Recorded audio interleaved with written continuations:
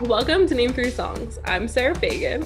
I'm Jenna Million, and this is a podcast where we take the piss and debunk music fan stereotypes. Because let's be honest, fangirls knew about that band way before you did. And if you stick around long enough, we'll also let you in on some new music the girls are already crazy about. So we have some exciting news. We are doing a little giveaway. We're going to send you a special personalized holiday card as a thank you and some fun stickers if you go write us a review on Apple Podcasts. Take a screenshot of that, DM it to us. We'll get your information and we will send you a little goodie pack. And we're really excited because you guys have been so awesome listening to the podcast, DMing us, commenting. We appreciate it so much. So this is a little thank you from us to you guys. And also, if you've already written one, you can just let us know and you can be involved in this because we don't want you guys to be left out for being amazing before we begged you to be. We're doing this for the month of December. So if you hear this and it's December, go ahead and do that and then DM us and let us know. Yeah, it'll be for the whole month. So don't feel like it's a big rush or anything like that. But yeah, you just have Please rush. Please rush. But yeah, you just have to be comfortable with giving us your address. But I promise I'm not leaving my house. On that note. So Sarah, what are we talking about today? So you guys really liked the 1975 episodes and we like to make our listeners happy. So we decided to continue on the 1975 train and we have on some really fun guests today. While we were doing research for the 1975 episodes, we came across a Twitter handle called the 1975 Pod, which piqued our interest. And thus we found Pause It, Play It podcast, which is made up of three guys, Matt, Josh, and Dan, but Dan could not join us. But yeah, so I challenged them to slide in our DMs and they did. And now we're best friends. Yeah, so we guested on their podcast, which came out a couple weeks ago. It's the November 18th episode. But we basically basically what they do is they like dissect the 1975 song in chronological order. It's kind of like the Blink 182, which is like Blink 155 podcast where they just finished. So they are dissecting It Must Be My Dream, but we didn't talk about the song because we don't know how to play music. So we had them on to talk about what it was like being the 1975 fan from the beginning, because Matt's been seeing them at gigs since like 2011, since they like were opening for other bands, and we just sort of talked about what it's like being a male fan of a male starter fan of a band. That's the OG crew that's just been talked about as a band that's for girls. And so we just sort of got into that, and like they're sort of like in the same age bracket as a band too, so we thought it'd be an interesting conversation for you guys to listen to since we don't really have boys come into our clubhouse that often. So we thought it would be a nice surprise. So stay tuned to listen to like way too long a time of us talking to some northern boys. So today we are joined by Josh and Matt from Pause It, Play It, the 1975 podcast, where they go song by song through the discography, giving all of their wonderful opinions and hot takes on the music. And so we're so grateful y'all were able to join us today. Why don't you introduce yourselves? And also, since you always talk about the 1975 on your podcast, we'd like to know what other bands y'all are also into. So I'm Josh, I'm 27, and other bands, I would say Blink-182, Death Cab for Cutie, and we'll say Laney as well. Good trio. Thank you. I'm Matt, I am 30, very late 20s, and I would say apart from the 1975, the only other band I've ever obsessed about is Block Party. That was my guess, by the way. Yeah, I thought it would have been. But like Josh, I love Death Cab, I love Blink-182. I just think late 90s, early noughties pop punk, that's where it's at. Jimmy Eat World, obviously, I have to go on that list too. I'm like the biggest emo kid in the whole world, so I'm just like, fuck yeah. Yeah, Sarah and I very much grew up with pop punk. That was the one really interesting thing when I moved to England, was like guys just really liked pop punk music, whereas like at least in New York, like guys were always embarrassed about it. They either had to look like they were in a band or be like, my girlfriend took me to see All Time Low. I don't want to be here. There should be no guilty pleasures. It's if you like it, own it. Yeah, that's funny.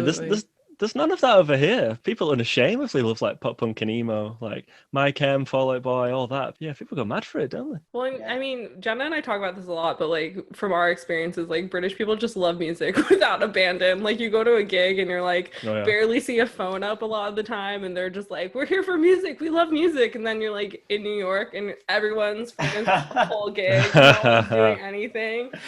So I was went to a gig where someone had an iPad. Me too. I've been there. I've seen that. Yeah, I couldn't believe it. I have seen people like FaceTime friends in, which is Yeah, Oh, that happened to really us. annoys me. We do you know the Midnight? We No. went to see them, and there was a guy sort of he was stood like a few rows ahead of us, and he was Facebook live streaming the gig, and he also got his phone up and was taking selfies of him and the band in the background Oh for my goodness. a long time. Yeah, he was keen. Yeah, he was. Yeah, I've actually got a picture of him taking selfies on my phone. I think there's like 20 minutes of that gig that I have no recollection of because I was just fixated on this guy. Yeah. You're like, what's he gonna do next? Yeah. Yeah. He was there with his dad as well. If it wasn't his dad, it was someone that looked just like him but 25 years older. And they were both just more concerned with documenting the moment than enjoying the moment. Yeah, it's a poetic way of putting it. like as a Yeah, thank concert you. photographer, like I never remember like the 3 songs that we're photographing. Like I have no idea. Either. I blank out. I'm like, Yeah. I don't Like I'll remember be the like, why song. didn't they play the song? And they'll be like, they did. And I'm like, when? And they'll be like, it was the second song they played. And I'm like, oh, that's why. I have no recollection whatsoever. Yeah, I know a girl who's also a concert photographer, and her favourite band is Arctic Monkeys. And I remember the day she got the gig to photograph them Oh my at God. our local arena, and I was buzzing for her because that's like her dream gig. But yeah, she couldn't enjoy it. She couldn't enjoy the moment because she was working. It's a double-edged sword sort of thing where you're like, Okay, so back to the 1975. I was like, I have an Arctic Monkeys story, but I want to like get into the 1975. So with y'all being from Manchester, we've heard that y'all have quite the history with the 1975 and seeing them over the years. So we're curious as to what that history is. Well, the first time I ever saw the 1975 live was either June or July 2011. So it's coming up to nine and a half years ago nearly. I first saw them live. They supported a band called the Cape Brace. Don't expect to know them. They've sadly not got very far. I knew at that moment I'd experienced something special. And I know that's so easy to say that now when they are a huge global band, but I just knew it. Sex just hits you, doesn't it? Oh yeah, what a song! I can't believe it now. Like considering Sex was the first song that I really grasped that they're considered a girls' band. Like you hear Sex and you see it live for the first time, and that was the one song that really stuck out to me. I never would have thought 9.5 years on I'd be speaking about them being a girls' band. Did you know them before you saw them, or you like discovered them at the gig? I didn't know them before that, no, but Dan, the third member of our podcast who sadly couldn't make it, he did know them beforehand. So Dan, in his bands, used to play Battle of the Bands at the same time as the 1975 when they would Drive Like I Do. And then another guy in Dan's band called Manny, who's been on our podcast, he, even when he was like 14 and they were 14, could see the potential. So he always tried to follow them around the internet, and he managed to keep not in touch as such, but he managed to keep tabs on them through MySpace. So Dan and Manny downloaded their songs from MySpace, and they just distributed them, I suppose, really between the friendship group. I remember actually the first time I heard the 1975, it was in Dan's car. He pulled up outside Josh's house, but at this point, Josh and Dan had never met. It was just coincidence. Pulled up outside Josh's house, and we listened to the CD that he burnt, which really does date it, the fact that he burnt a CD for his car. And it was the demo of Sex and Robbers and possibly something else, but I can't remember what the City as well. The demo of the City, nothing to write home about, but Robbers and Sex, I was like, wow, these guys are great. And then a couple of weeks later, it's like, they're supporting the Cape Brace, we should go and watch them. At the time, we were already familiar with the Cape Brace, so we probably would have gone to watch the Cape Brace anyway. But yeah, it was just nuts. And at this point, I'd already built the 1975 up in my head, even though, there was no narcissism whatsoever. he didn't think himself as a pop star. So we go to this bar out next to the venue. So the venue was called Sound Control, which is no longer there. And we went to a bar called Font. So me and Dan had a couple of drinks. I then came out and Matt Healy stood outside smoking next to this van. And he's like, oh, you're right, Dan. So we go over and speak to him for a bit. And I'm nervous. Yeah, right. It's 2011. No one knows this guy, and I'm like, oh my god, it's Matt Healy. It's that guy that I've been listening to obsessively. I can't believe it. Also thinking, wow, you're short. Because I'd watched these videos that they'd made that you will be familiar with, such as the sex video where he's wearing the fake Chanel t-shirt, and I thought he looked quite tall. So I was like, oh. Well, that's a surprise. And I remember Dan giving this van that he was stood next to the nod and going, is that the van then? Is that what do you mean? He's like, the van, from sex. He's just like, no. You could tell he was just like humouring him. Yeah, it's not the van, that, Dan. So yeah, that was first my introduction to them, and I've seen them 25 times in total. Wow. I think that Kate Brace gig would have definitely been the cheapest, but I can't remember how much that was. But I've got tickets of the headline show at the same venue as well. But they were this time the headline in £7 it was. Wow. Oh my gosh. Yeah.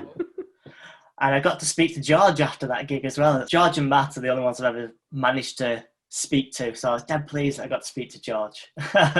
Even when they were when they were small like that, did it still seem like Ross and Adam were just like, we just want to be in a band, we don't Yeah, for sure, yeah. They're just quiet, aren't they? Although a friend of mine, she has met Ross and Adam. She was just walking down Oxford Road in Manchester, and just spotted them and was like, holy shit, are you Ross and Adam? And they were like, we never get recognised. So they were really pleased to have had the pitch taken. Oh, that's so cool. What about you, Josh? So I think that CD that Matt mentioned, the one that Dan made for him, I think that found its way to me, I think a couple months later. Because I remember the first time I heard them was Matt came around to my house and brought a CD that someone had made. I thought he'd made it himself. Maybe it was Dan. It was like, you need to listen to this band. We've been seeing them like in Manchester. And what was on it? Sex, Robbers, The City. I can't remember if The Go was on it. What song where he goes, I am the Prince of the Tyne. Sorry for my singing, but...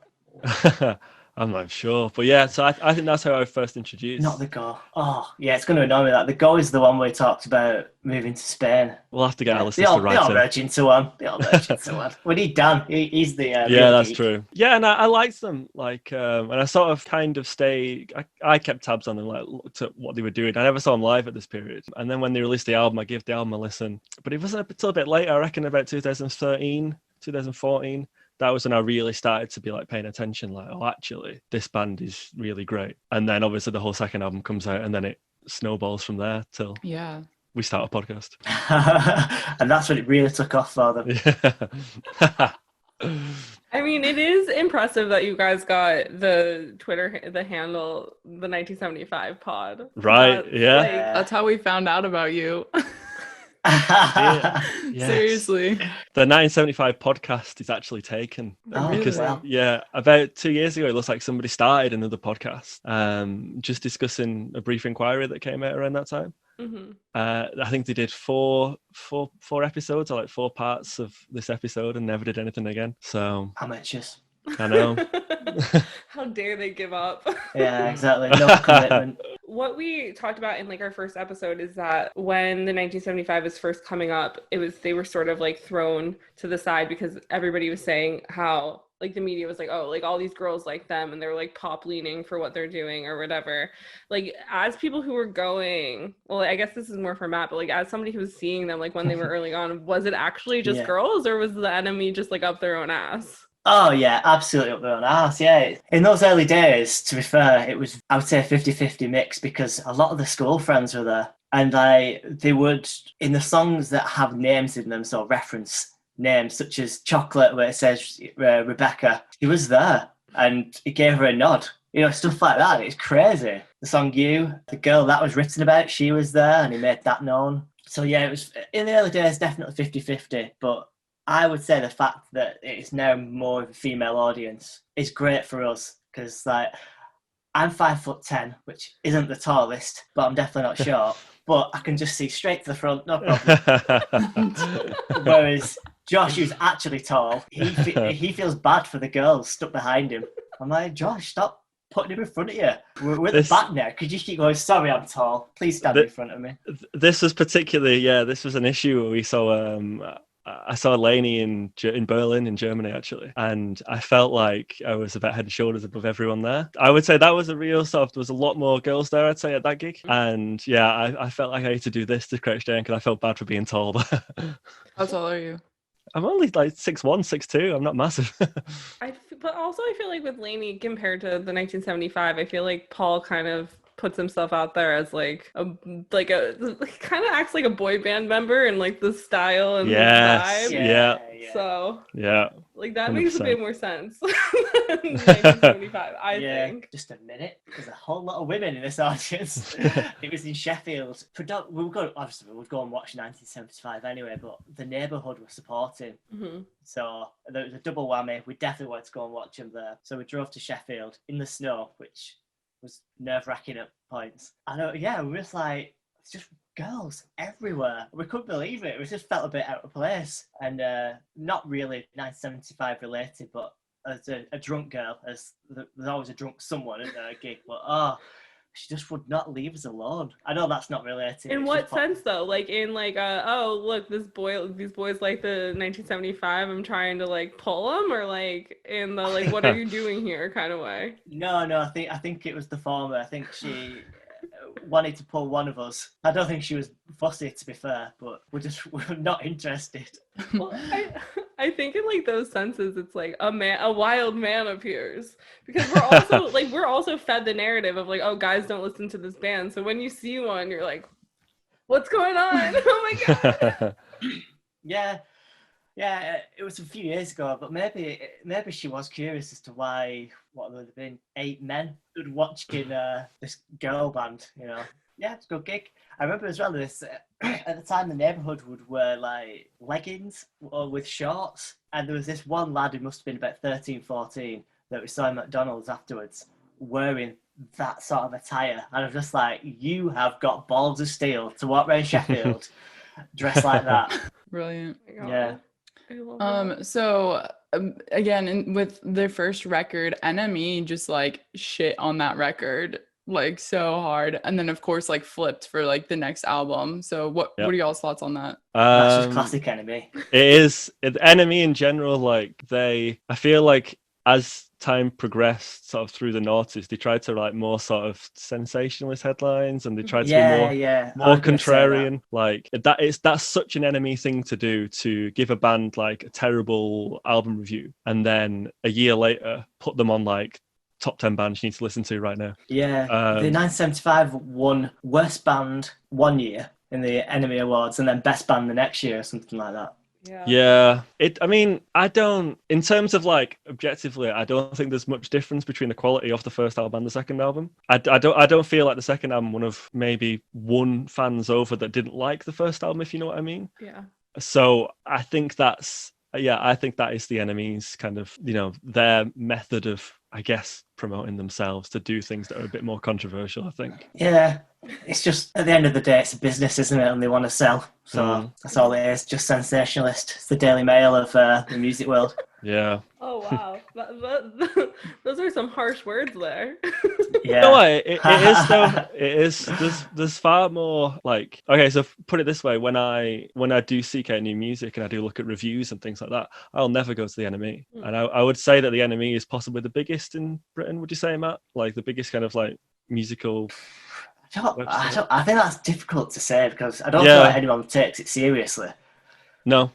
Well, it's one of the biggest. Like they have, now that they shut down Q, isn't NME like the only one that's like mainstream? It's only online, isn't it? So I'm not sure there's any actual published music magazines anymore. But online, obviously, you've got many small independent ones. But I would say Noisy from Vice is probably up there. I'd say I'd probably go to Pitchfork. I think. I feel like that's the one, isn't it?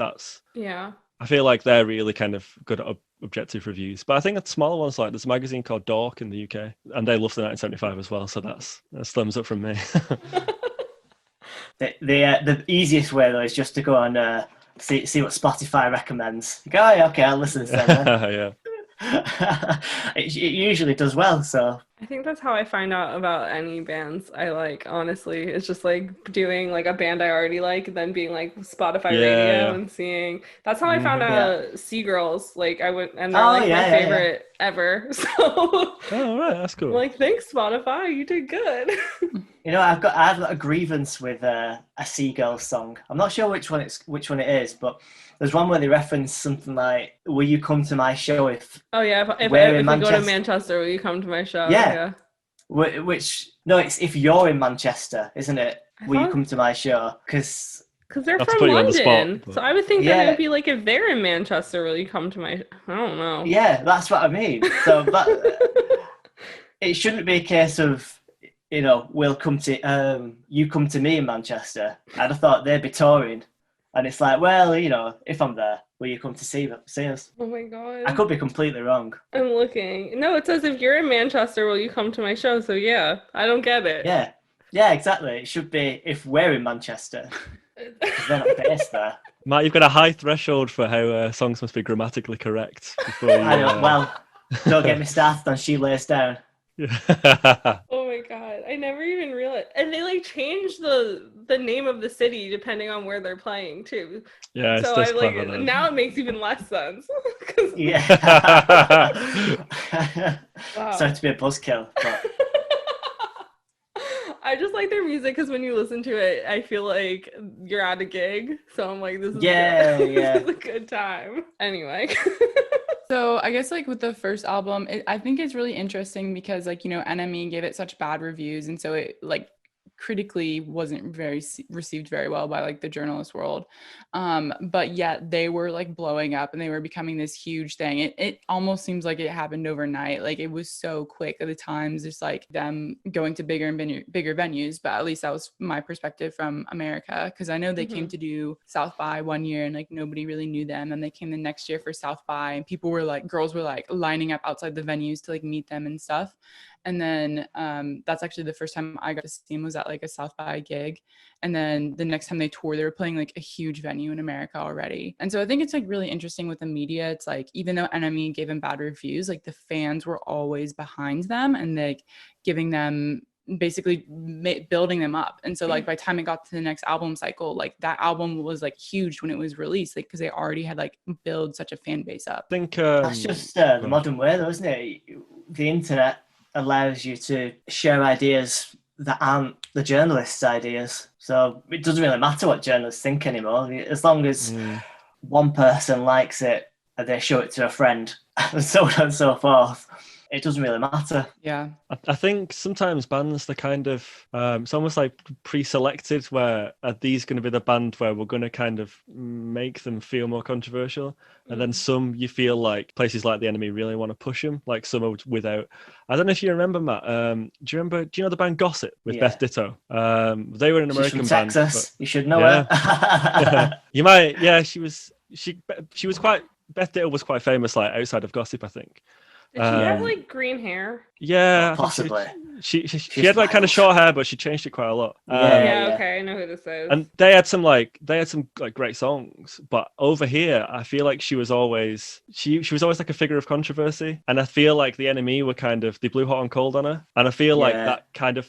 You get a few bands where that happens, and I feel like the 1975 was one of those. Yeah, and maybe it's as well. Like maybe I know it's quite cynical to think about it, the journalism side of it, but I think some places they were like, if we are more negative about this band, then we'll get more clicks, more reads. And I feel like because they knew the 1975 were blowing up, it's like if you say something controversial about them, more people will then pay attention to it. Yeah. No, yeah, I 100% agree. And I feel like the thing that like Sarah and I, like the point we've always made is like once it starts to sound like pop music, like the media will just say like, oh, this is a band for girls, and they'll write it off completely. Yeah. With that first album in particular, the music's undeniably good. Yeah. Like I think, you know, songs like Chocolate, like Mick Jagger heard Chocolate and was like, I want this band to play at this gig we're putting on where Rolling Stones. Never heard of him. But if Mick Jagger's saying this song's good enough that I want this band at my gig, then I feel like that's a seal of approval that you need. Absolutely, yeah. Like It was all downhill chocolate from there. That was their peak. Yeah, Yeah. that was it. Like chocolate was huge over here. Like, Yeah. I think the moment it's funny, the moment I kind of knew that this band that Matt was listening to and kept telling me to listen to, I sort of knew they were getting big. Is I used to work at a bar and I walked into the bar one day and The City was playing. Oh wow. And I was like, oh, this is the band this is the 1975. But Matt, you remember the moment you knew that they was getting big, which, go on. Was this Was it when you ran into him at the bar and you were like, oh, I should get a ticket? Oh, yeah. So there was kind of like two moments, really. One was at a festival called Live at Leeds, which I think is kind of like a scaled down South by Southwest. Yeah. If my understanding of that is correct. Yeah, where, definitely. yeah, lots of small venues. You just go around the city, going to various places and seeing bands. And we couldn't get in to watch the 1975 because we were like, yeah, I've got loads of time. They're on in like 20 minutes. No one will go and watch them. And there was a queue. Admittedly, it was just women as well, actually. But yeah, we were absolutely gutted. So we were messaging Matt, messaging Jamie, the manager, not personal phones, on Instagram. Please, Jamie, let us in.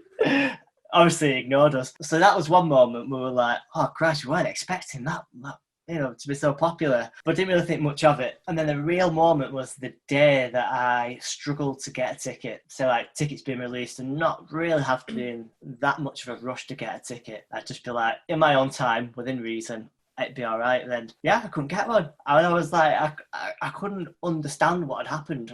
Why is it sold out? It's never been sold out before. And the show was a couple of days after one of my birthdays. I can't remember what year. So it was September time in Manchester. So I'd gone out for my birthday with my brother and I just bumped into Matt Healy in Odd Bar in Manchester. And it was a great moment because it was with John as well, the saxophonist. Some girls were fangirling, getting pictures with him.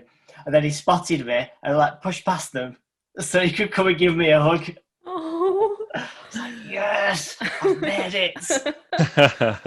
But yeah, and he's like, "Are you coming to the show tomorrow or a couple of days?" When it was, I'm like, "No, I'm not. I'm not used to having to get tickets, so I didn't get them. I just thought I could get them whenever." And he's like, "Oh, just come and see me later, and I'll put you on the guest list." I was like, "Oh, he's just saying that to be polite." So I didn't actually chase him for it. I just thought, No. I know. "Oh yeah, I didn't right, do it." yeah. I just thought, "What a nice young man. I won't make him follow up on that." Though. Oh my God. But now we've got a podcast dedicated to him. I'm expecting, a guest list at every show they ever do. Handwritten invites. Exactly, yeah. Yeah, I'd be handwritten, like, yeah. Matt, I see you playing New York. I've never been.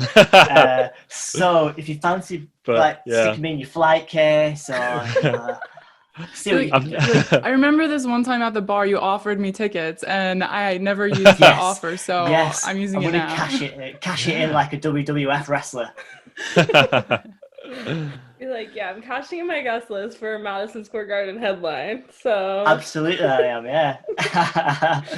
Although to be fair, I'd rather cash it in at a smaller venue. Oh yeah. So. Yeah, definitely. What's the dream. biggest venues y'all have seen them in? Oh, mine would be the Manchester Evening News Arena, which isn't that big really. The last time I saw them was the summer of 2019. It was May 2019, and they were playing an amphitheater in Austin, which like Austin, cool. they'll play Houston and Dallas are way bigger, so they'd play bigger venues there. So like we don't really have like the amphitheater is probably 4,000, and then our next venue is like 20,000. And their show got like rained out because it always rains really bad in like May in Texas. And their show, like there's like fans. Actually, one of my friends was like queuing for hours before the show, and there was like this torrential like thunderstorm that came through, and everyone was like hiding. Like I guess they opened up like the ticketing office or something, really trying to like get everyone inside because it was just like chaos outside. And so they like had to reschedule the show for like a few nights later. So I think like not as many people ended up showing up for the rescheduled show, but it was madness. That's the last time I've seen them. Did they play like a small venue in London like somewhat recently, or did I make that up? No, they this is before A Brief Inquiry came out. So they played this tiny. They played like Barfly, right? Or whatever it's called now. I don't know what the venue was called, but it looks like a sort of 100, 200 cap venue. There's videos on YouTube actually. But yeah, it might have been on release day or around release day for that album. But they said that they were going to do, or Matty said on Twitter, so probably not true, but that they wanted to do like gigs in like small venues for like every era of the band. So like do one night is the EP era, second night is like the first album, and so on and so on. That would be mental. It'd be And insane, impossible to get tickets too. Yeah. Well, you say that. However, I feel like I've got an ace up my sleeve there.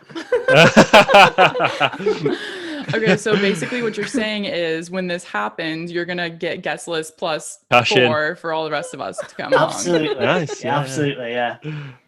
So I feel like with 1975, I was super into them in the early days, like when they released their first record and their second record, I was super, super into it. And then their third record, I kind of like, I listened to the singles and for some reason, whatever like headspace I was in, I just like never fully listened to that record when it came out. Like I never listened all the way through.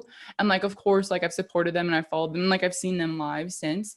But I'm just curious because like for me, it's always been like either I was busy or I felt like I kind of grew out of like what their fandom is now, where their fandom is like very young, usually girls, and I felt like I couldn't connect with the fandom as much or like I wasn't as into it. But I'm just curious, like from y'all's perspective, do you feel like you had grown out of it at all, or you were still just as in tune with it as you were in like the early days? I feel like the band are probably in the same boat as you. I feel like they've evolved beyond my music taste. I feel like I'm slowing down, whereas obviously the kids, the 14-year-olds, they're like just, they're hungry for new sounds and new stuff, whereas I'm like, yeah, I'll just go back and listen to Plans, Transatlanticism, that sort of thing. Yeah, and the last 2 albums are a more difficult listen. I mean, the most recent record, because it came out while we were like in quarantine, I like listened to 3 songs and I was like, this is gonna take a long time. Like I don't know if I have the patience for this. I don't feel I am like I would say hungry for new music quite a lot. Like I will go and like seek out stuff. So when like bands that I do really like, I don't feel too disconnected from them. Despite me not fitting in the demographic, let's say. For example, if Blink-182 released another album, I feel like a lot more people that look like me would be keen for that album rather than the 1975, if you know what I mean. I do think that the 4 Notes on a Conditional Form is a difficult listen, particularly if you put it on from the start. I feel like the album really sort of, you've got to get about 8 or 9 songs in, and then the latter half of the album is really strong. But I do feel like a lot of the decisions on the last 2 albums have been more polarizing, I think. They're more artistic decisions, haven't they, rather than songwriting decisions. Well, I feel like Maddie sort of realized that like the fans were like, whatever you do, we'll follow. And he was like, okay, bet. Yeah. Just an in-joke. It's like, I can't believe they're buying this. Yeah. He's like, what is the most ridiculous thing I can do right now? Let's see if they buy it. Well, I think that it also has a lot to do with like him always threatening to like drive like I do music, and I'm like, Maddie Healy, please drop the like grunge pop punk record we've all been waiting for. Yeah. Oh, now we're talking. Yeah. Yeah. Because I feel like that's I mean, it'd be, I guess, more Britpop in the genre terms, but in my terminology, I feel like it would be more like a grungy pop punk idea of like what Drive Like I Do has sounded like. But I just think it's funny when like the 1975 is going this weird kind of like avant-garde sort of thing, and then Maddie when he is on Twitter is like, I'll drop Drive Like I Do, I'll do it. Yeah. I'll do it. And it's like, just like, that's what you want. Just do it. Yeah. Like, I'm not gonna do it. I was just thinking about it. Felt Drive Like I Do, might delete. Have y'all ever seen 1975 at a festival? Yeah, a few. I've seen them at Leeds, which you're probably aware is the sister festival of Reading. That was crazy. Because the tent was it last year when they headlined? No, it was the first time they ever played Leeds. It was great actually to track back that year.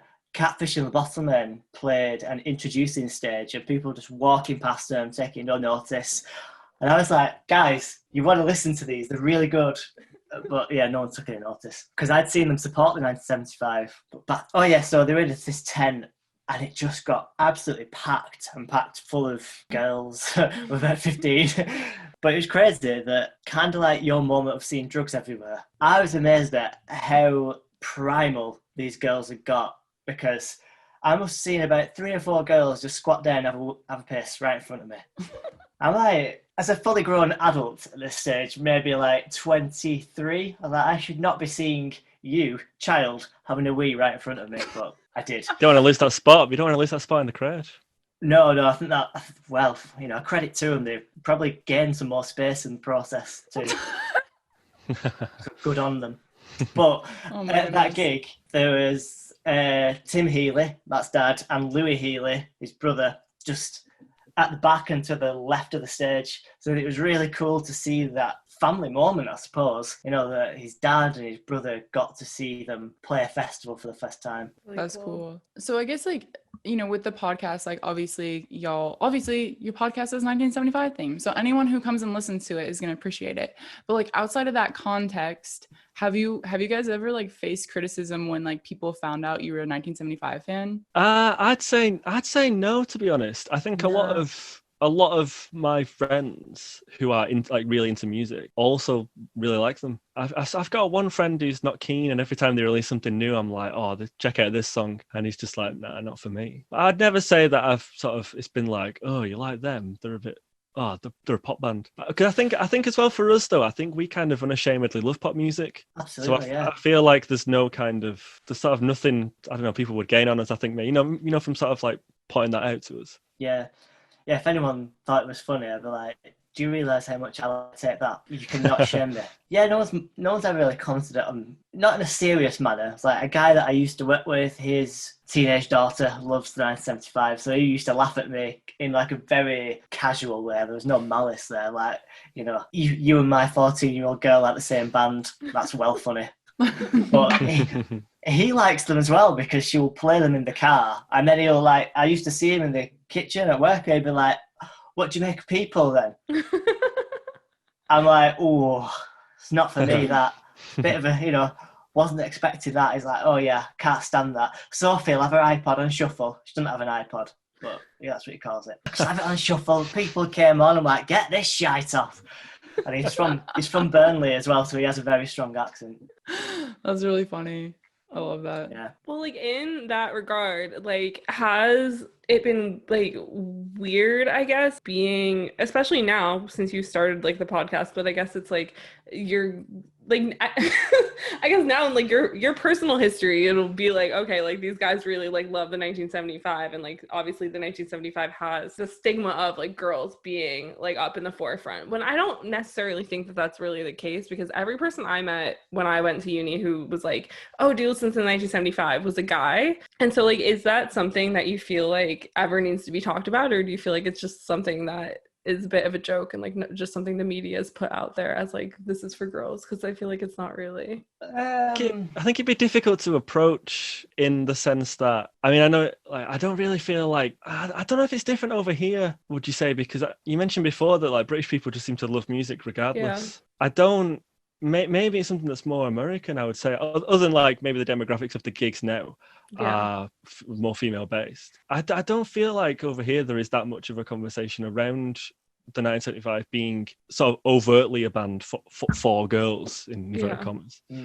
I do feel the fan base feels down the middle. For example, on I would say on the Twitter now, we obviously follow a lot of 1975 fans. Mm-hmm. I would say it slightly leans more towards more girls, I think, posting about the 1975, but it's not. I think it's fairly even, to be honest. I would say the difference is really that it's just that the 1975 don't attract what we would call dark fruits Twitter, which is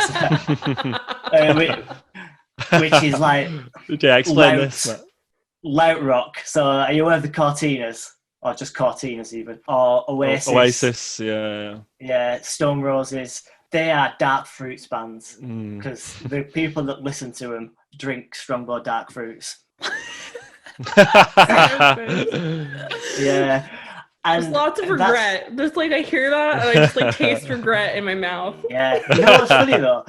The marketing for Strongbow in the UK versus the US is completely different. Strongbow in the US, they try and make it all fancy, and I'm how many gross men I kissed that tasted this cider? Exactly. I was really shocked. I thought oh, it's got its market in the UK. Don't try and export that shites. But yeah, they do. They sell it in glass bottles here, and then in England you get it in like a 2-liter plastic or a bottle. can. Yeah. Oh, yeah, you do. Yeah. So Dark Fruit's Twitter would just criticise 1975. So I think when you're at a gig, you've probably got the same demographic of people minus Dark Fruits. So if you say I went to see Arctic Monkeys, who are rightly so universally loved just because they are brilliant, you'd get people pissing in pint cups and throwing it, but you'd also get the same girls that you'd get at a 1975 gig. So if you take that demographic minus the Dark Fruits Twitter, then you generally only see the girls and the few guys that are left. I don't know if that's a great explanation. But... So you're saying most men have no taste? Is that what you're saying in conclusion? Yeah. I think that's it. Yeah. I think as well, you get a lot of like Manchester bands that are Dark Fruit Twitter, which is it's a perfect way of explaining it. Like Oasis, the Cortinas, who else, Matt? See, I think Blossoms are on the dark Twitter fence. Yeah, I fully agree. I will back you up there. Yeah, I Stone Roses as well. Yeah, Sam Fender, he's definitely Dark Fruits. Yeah, well, he's from Newcastle, isn't he? But like, but he's good. A lot of those bands are Manchester based. Where the 1975 are also from Manchester, but don't quite fit into that. So I think I feel like as well, Cheshire. It's great-ish, close, close to Manchester. They're from the Hamptons, effectively. Yeah. I feel like there's a bit more resistance with Dark Fruit Twitter towards the 1975 because they are from Manchester, but don't fit into that kind of Oasis derivative rock music. Yeah. And it's like they don't have that struggle story either. I think Dark Fruit's Twitter likes the fact that Oasis are working class, rough as a bird's arse, whereas the 1975 aren't. They don't make any odds about it. They don't deny the fact that they're very middle class. But you can't buy talent, and that's something that I've always argued about them. Like, Matt's mum and dad are fairly famous. He's not struggled, but you don't buy that sort of talent. Well, that's like the hill I like to die on about Jack Whitehall when people are like, but his dad. And I'm like, Jack Whitehall's funny. Shut up. Well, yeah. Paris Hilton's music career never took off, and look at all her money. So Paris Hilton is a very successful DJ now, though. So oh, is she? Oh, I'll take it back. Weirdly, her singing career was shit, but singing career then. Let's say. Jack Whitehall, good example. He's Def had an incredible leg up with the position that his dad's in, but he's funny. Yeah. So keep booking them gigs. Well, the one thing I was going to say is that we've had this conversation about how, like, because, like, Blur and Oasis were, like, Britpop, at that time when they were first getting famous, they did majority have female, like, screaming female fans, even though that's nothing anybody would ever imagine. But it's because they, like, created a new genre of music. And so I just think it's funny that, like, Oasis is fully part of, as you say, Dark Fruit's Twitter, because it's like, you know, girls like that first, right? And they're like, no, never. And it's like, but they did. Yeah, so I just think that that's interesting. Do we have any final thoughts of anything you want to add to our lovely the most iconic moment? That's a good question. I think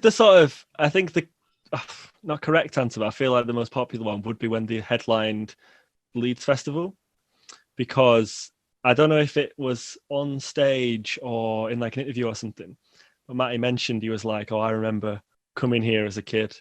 Like when I was like 15, I came to this festival. I watched bands on this stage and now I am here headlining it. I feel like that would be the right answer. But I'm going to say that my frivolous answer is that when he cut his hair in that weird mohawk mullet thing, I was like... that is the look, yeah. I think for me it would be, I can only pinpoint one, but there's been a few moments where that awareness of being a celebrity just slips and he's just a normal person for a second. So the only one that I can think of is I was watching the Glastonbury footage and he's absolutely loving that he's playing Glastonbury. He's got all these people come to see him, and he just has this like bit of a mental aside that falls out of his mouth. He's like, "Oh, I feel like Freddie Mercury,"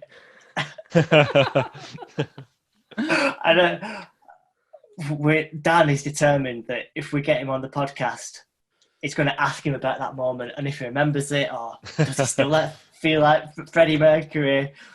So I think that's probably it for me. Not meeting him a few times and him knowing my name. It's him saying, "Oh, I feel like Freddie Mercury." Brilliant. Love that.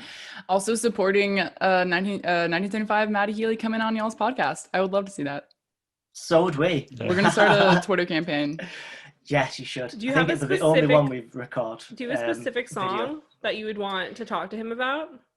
It's difficult because we have to kind of go in order. So if it came For up, him, we could do a you would make an special, a exception. special episode of like I Maddie think- Healy discusses like our top three, like you each pick a song.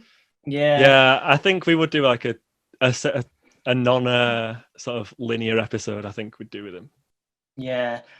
To be fair, I think I'd have to pick one of the songs from the Drive Like I Do days. Probably, no, I don't know, but I think the go. That's it. Yeah, sorry, that's it. That's an absolute conversation killer, isn't it? Because it was unreleased. You're like, I need to challenge Maddie Healy to put this song out by making him talk about it on my podcast. Yeah. Yeah. I mean, that's a power move. I'm impressed. Oh yeah, Yeah. Do you still we have want the that CD? 5%. Oh no, I've still got. I've looked for it. No, I've looked for it and I can't find it. I have moved house. I think I've still.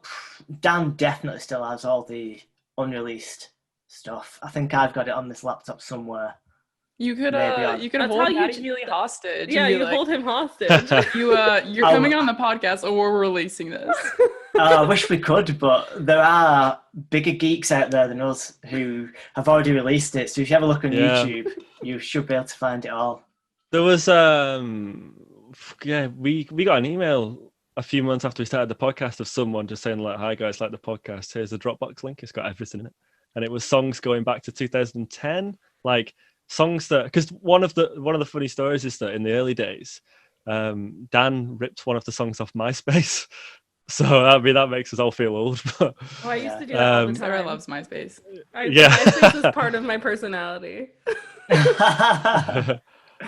Matt was consistently in my top friends back in the day. But yeah, like, so there's all the stuff is out there somewhere. It's just never had the official release. But I think people keep sort of inventing stuff. Like there was a website somebody made that was Drive Like I Do. There was somebody put the songs on Spotify recently, and it mustn't have gone through like Spotify's kind of verification service. But then there's the argument like it might really be them. They might just trying to be getting more Just sort of playing. yeah, getting a bit more sort of publicity for Drive Like I Do again until they sort of officially announce, right, we're releasing. Well, I know that like some One Direction fans have like released stuff from like X Factor days and like other things as like podcast episodes, and I think that that's the way around it. Yeah. Is that that's what they do? Is they'll like upload it that way? Yeah, I've seen stuff like that. I don't know what the verification on podcast is, but You're in the perfect position to find out. Yeah. True. Yeah. I just thought of another iconic moment, Josh. And it was it was when Dan texts George, "You up?" Oh, amazing.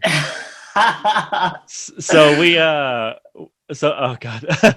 So back in the day when they were kind of like speaking, they had each other on Facebook, and Dan's got like a new phone, whatever, and it synced all his Facebook contacts to his phone. Mm-hmm. And George, who he was Facebook friends with, must have had his mobile number on his Facebook, and it's saved to Dan's phone, and Dan's never deleted it. And then obviously when he actually became famous, it was like, "I've never deleted this number." And then when we started the podcast, he was like, I've still got his number. And I don't even know how it started, but we'd go on WhatsApp, and it just, obviously we don't want to message him because it's weird, but it just shows last seen. So I like one of our only features on the show is we do George Daniels last seen. And Dan looks at his phone and says, "When was George last seen on his phone?" Oh my But I see it. on one episode, it hadn't changed for ages, So we thought, oh, he might have got a new phone, changed his number. So Dan just texted you up, and it immediately came online and read the message. Yeah. Is you up a thing in America? Yeah, it must be. I don't know. Yeah. I'm like, Yeah. I lived most of my 20s in England, so I don't know when people text people. Yeah, no, I think it is. Yeah, Yeah. like a booty call sort of Yeah, definitely. thing. Yeah. Yeah. 2 a.m. text you up. Yeah. Hey, kiss, you up. We could do a special feature right here though, and I can tell you that Matt Healy's last seen on WhatsApp, 18th of September. Does this man not text? Well, I think he's very much an iPhone user. And He's off the grid.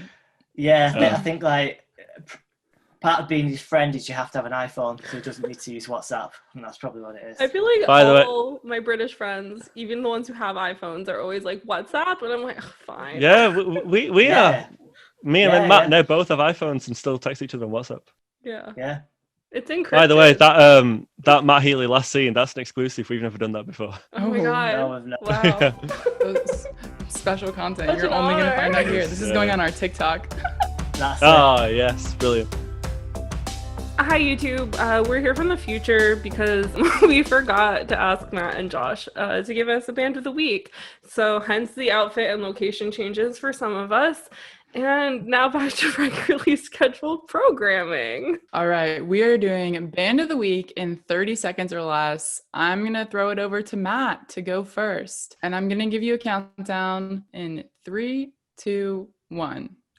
Okay, my band of the week is Zella. That is Z for the Americans, ELA. They are the hottest thing to come out of the northeast since Anton Deck, one for the Brits there.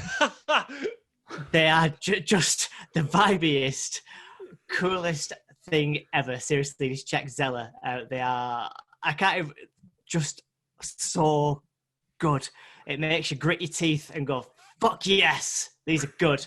Yep, that's our 30 seconds. Good job. Let's have a round of applause for Matt. So proud.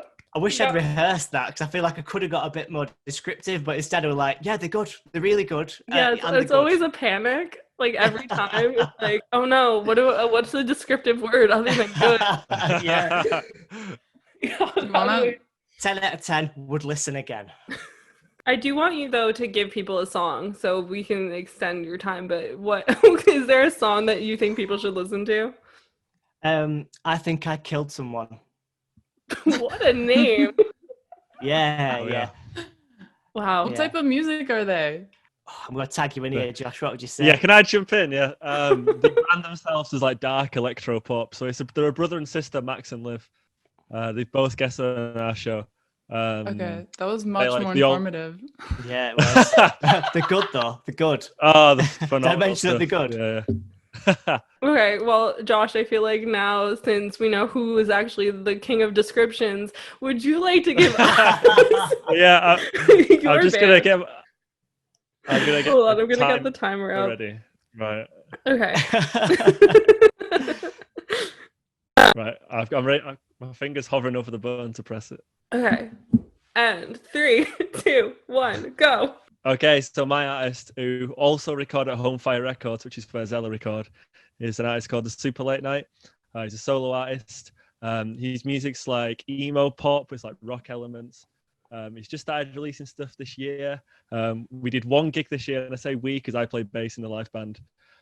If you like old school like pop punk stuff, but also like new bands like Laney in the 1975, definitely the artist for you. Wow. Brilliant. Oh, so You and a guys- song, and a song. I gotta give you a song. If not now, then when? I think that's the best one. Lovely. Can Hey, you what name your- 3 songs? Go on, Josh. Name 3 songs. You play them live. If not now, then when? Mess and Honey. Good job, you passed. We're allowed to air your episode. I'll give you a 4 if you want me to show off. Go on. Oh, Falling Asleep. He's only got 4 singles out. Nice.